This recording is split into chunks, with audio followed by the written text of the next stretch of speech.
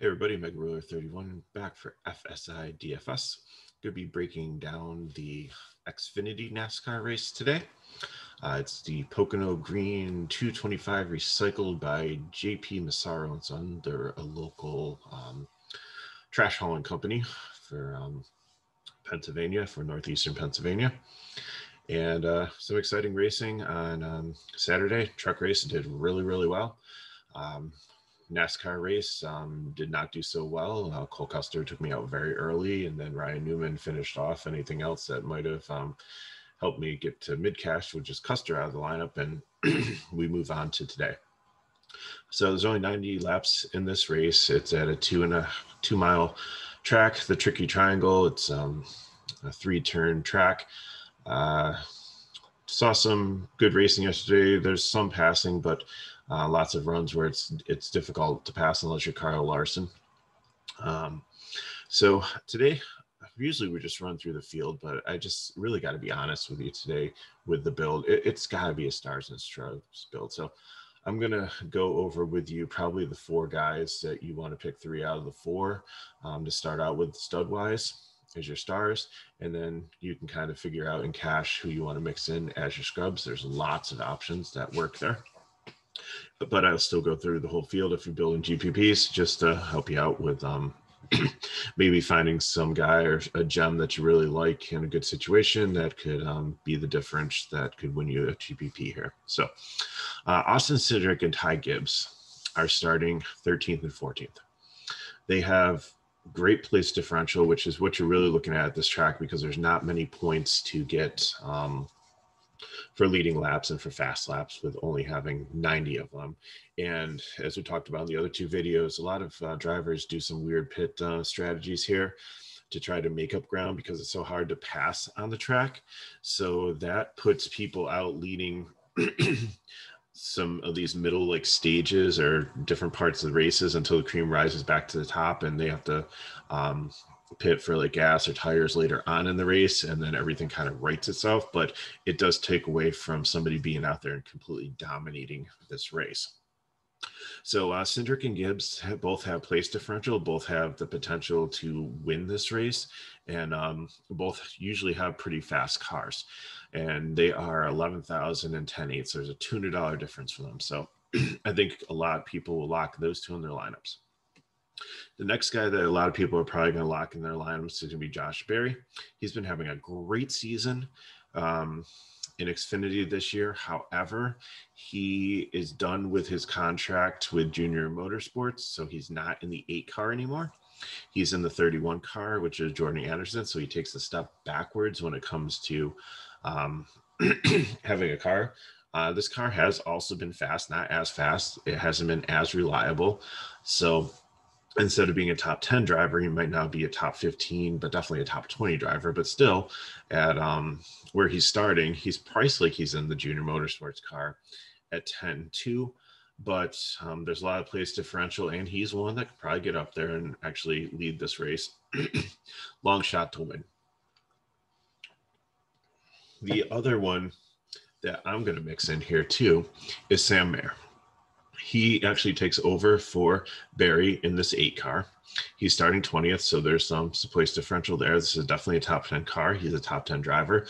He's a future stud in NASCAR. He probably falls somewhere between Barry and Ty Gibbs. He won a race in the Truck Series last year as a rookie. So I really like him here. So between those 4, I think those you need to take 3 of the 4 and then mix in some value. So let's go back up to the top. Harrison Burton gets the pull. I like Harrison Burton as a driver. He's probably one of my favorite ones to cheer for in the series. I don't really have a favorite driver, but for some reason I kind of found myself playing him, a lot last year. But here he's a fade. He might be a GPP play, but he's got the chance to go out there, maybe dominate early, but I just see the 2 guys starting behind him, Allgaier and Allmendinger. They're so much more aggressive, so much better drivers that I see one of those 2 probably getting out and leading early. So if you want to only play 2 of the 4, we'll call them the four kings of this build here, and those would be Cedric, Gibbs, Mare, and Barry. Then Allgaier Allmendinger could be the third stud that you mix in there. Brandon Jones comes in at fourth. He's GPP play for me. He just has wrecked too much. He's been doing a little bit better recently, but out of everybody that's up here, not interested in him. Jed Burton either. 78 is a nice price point, but I just see him falling backwards in this one. Daniel Hemrick has never won. Could this be the race? Possibly, but I don't know. He had such a great chance at his home track, and not this week. Noah Grayson, 10-6, and there's no way I'm playing 10-6 for Noah Grayson in the cash when I have so many other juicy options in Cedric, Gibbs, Barry, and Mayer. No way. GPP probably, because could he get up there and lead the race and win the race? Absolutely. The same thing I always said about like Kyle Busch. He always has the potential to do so, but he's just like Kyle sometimes ends up wrecking. Well, Grayson ends up wrecking probably 100 times more than Kyle does. So Michael and that kind of like the price here. It's a JR Motorsports car. I think he can stay in the top 10. 8K is not bad. Jeremy Clements, 7K. GPP, I don't know if he can stay in the top 10 with some of the other options here. Riley Hurst and Haley are interesting GPP plays. They're just below 9K. They could potentially stay in the top 10. Just not really,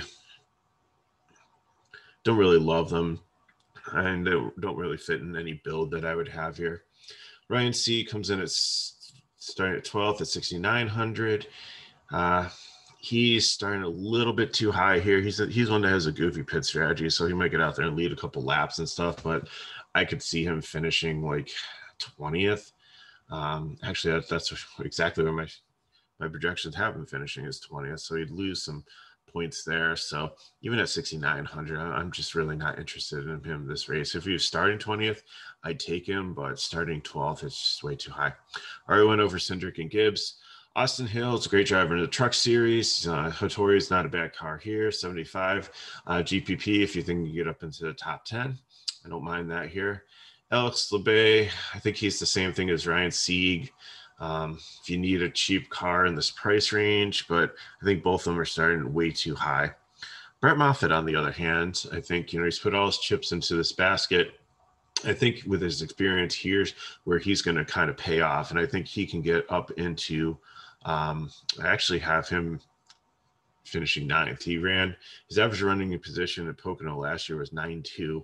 So I think it's definitely a cash flow here. He's only 6,700. So I like that. And if you play the top 3 guys here, you're going to only have 6K left.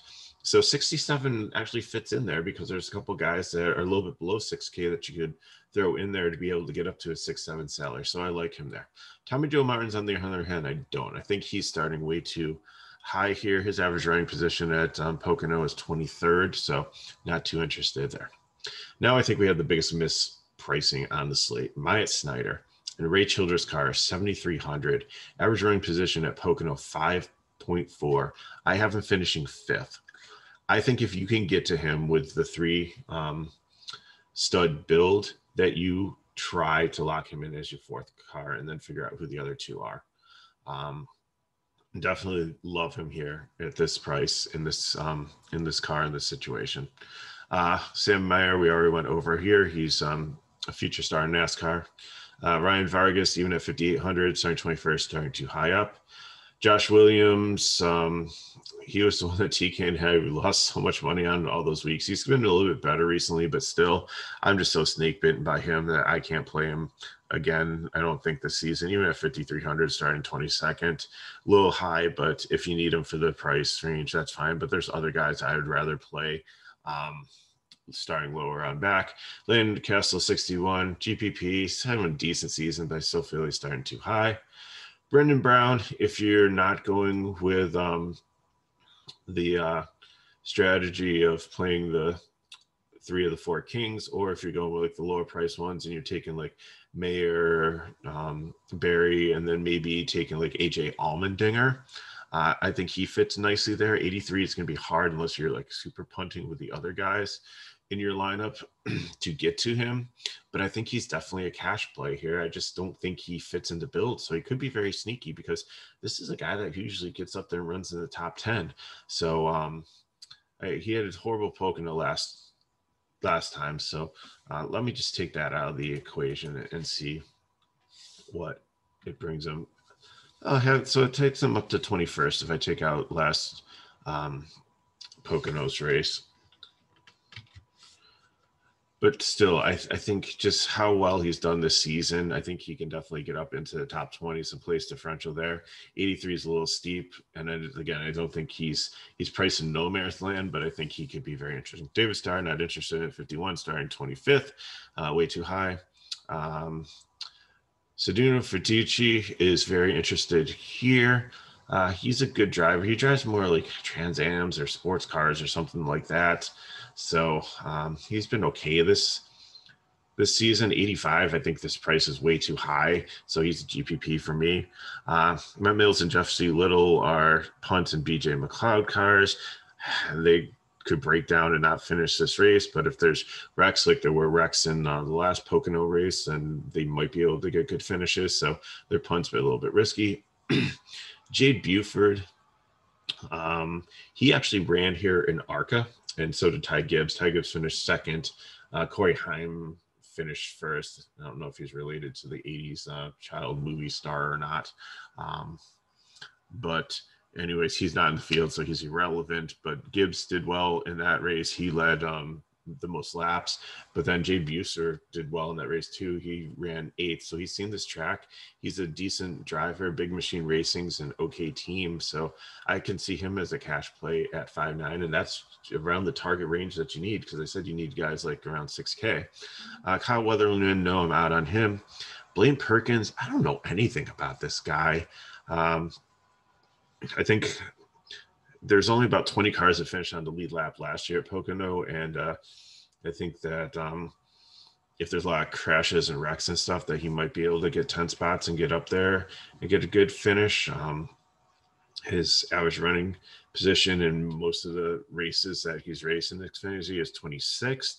So I think I see like such a high ownership on him. I just don't get this play. So I'm just going to list him as a GPP and just let people know he's out there at this price range, and maybe I'm completely missing something. So I think that's why I'm really mentioning him here, but I don't think I'm going to play him. Carson Ware, on the other hand, I kind of like him. This isn't Cody Ware. This is Carson. This is the younger brother. I think he was like out to be like a rap star or a hip hop artist or something like that. But he's racing here. He's an okay driver, and this driver, when car with JJ Gailey, and it was like a top 15, flirting with a top 10 car. So it's a decent car. The 17 car is fast, and I think that he could definitely get some place differential. And at 5K, he's what we're looking at, and he might be one guy that might help us fit in Myatt Snyder in our lineups. Josh Berry, where we went over, love him here, starting 33rd. Jesse Uno is racing for Billy Curley. Don't care either one. Not going to play them. Joe Graff, 6,300, way too expensive in this range down here. There's so many other plays that are much better. Mason Massey is an okay punch. He's had a dozen races in this BJ McLeod car. He finishes around 25th, I think. So that could get you maybe 10 to place differential points here. So I don't mind him at 48. Again, he's the guy that might help you, but he's not one of my favorite guys down here. I think he's okay. So I have GPP. Colby Harwood and Jeffrey Earnhardt, I think these are decent cars for JG Motorsports. I think they're ones that I definitely would lock in at 52 and 56. They are really priced well, and I think that they're my favorite guys down in this range to get some place differential. I think all the sketchy cars are going to finish below them. So I think they definitely have potential to get into the top 30 and maybe even higher. 25, I think, is the ceiling for them. But anyways, Jeffrey Earnhardt was at 18th average running position at Pocono last year. So I have him finishing 28th, actually a 4.3x, getting 24 DK points at 56, and that's great. I have Kobe Howard finishing 33rd, so he only picks up about 4 points. Lewis Henselman, he's European NASCAR driver. He raced at Phoenix. He was, I think he was like right around like 29th, 30th. He was pretty decent. He's 4.6, like one of the cheapest drivers in the field. He's in a much better car here than he was in Phoenix. So he could get up to the top 25 if some of these other cars have failures or the wrecks or stuff. So definitely like him as a punt play. And then Joey Gase starting last, 54. I'd like some of the guys that are cheaper, but I have no problem playing him here. He could get up into the top 25, not 25. Let's say 30th, because 30th was his average running position. He could pick up 10 place differential points. This Jimmy Means car is not fast by any means, but it's solid. It's going to make it through the race. So he's one to consider also. So again, just to recap, I think you really need to pick 3 out of the 4 Kings players here. As I said, Cedric, Gibbs, Mare, Barry. Try to get Moffatt Snyder in, who's grossly mispriced. And then there's lots of good options for you to try to fit in for punts. Buford, Ware, Kobe Howard, Jeffrey Earnhardt, Joey Gase, Henselman, Mason Massey, Blaine Perkins. Like I said, a lot of people are going to be on him. I don't want to get it, but I need to mention it. And then for some deep punts, Matt Mills and Jesse Little. So it'd be interesting to see here if let me just try something with the build. So if I take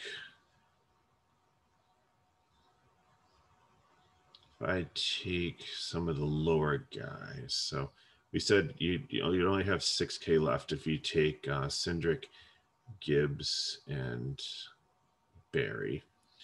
So if you then take like Matt Mills and Henselman, the 2 lowest guys that we would actually consider, is that going to leave you in no man's land, or what are you going to be able to get up to? Actually, you can get up to 8,900. So that definitely gets you somebody closer to the top, or some of the other guys they said he might not be able to get to. It's a little scarier. I think I'd be a little bit more rare to be balanced and get like Moffatt Snyder in there and 2 of the more reliable guys. But that works too. So thanks for watching. I will try a very busy day here on Sunday to get something out for the Pocono Cup 2 race. Unfortunately, DK put the pricing out before they saw the positioning. I don't understand it. Like for baseball, like sometimes you don't get the pricing until like they see the matchups and stuff till later on in the evening until everything's set. I don't know why they couldn't have waited and they had to get it out. I just probably to encourage people to build lineups over the weekend and just to spend more money. I don't get it, but there are some egregious prices and errors here. It just sets up that it's probably going to be not very fun for DFS because there's going to be probably some very, very chalky builds. And there's going to be, if the chalk hits, there's going to be a lot of ties where people all end up at the mid cash line, and you might put like $10 in a double up and you only get like $16 or $18 because everybody's tied, and it just like averages it all out. So, but then again, we'll see. Maybe we can find some gems there, some low ownership plays to get off that chalk and make you successful. So I'll see if I can try to work that in before lock today. So thanks for watching for Xfinity. Appreciate it. TK is on vacation. He should be joining me back next week where we have for the 4th of July weekend.